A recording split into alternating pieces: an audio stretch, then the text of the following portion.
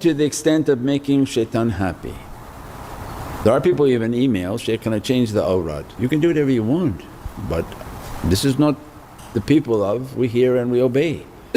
Whatever the shaykhs brought, whatever they asked, whatever they taught had an immense wisdom and hikmah.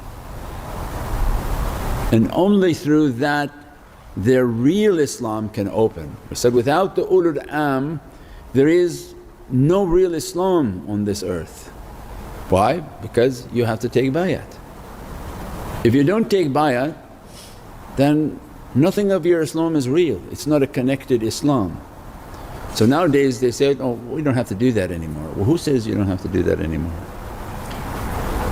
An ulul am said that? One of the ulul am said that? It's impossible. The non-ulul am, that community of people whom are guides that don't want to admit they're guides but they guide everybody. Without the hand, the commitment to faith and the commitment to reaching our reality of Islam will never be achieved.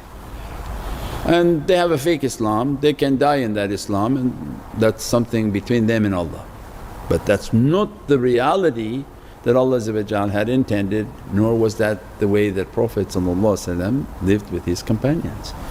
Even they call themselves Salaf, which they are the farthest from being like the companions, because all the companions had bay'ah with Prophet. So they established their samina wa ata'na, they all became ulul amr.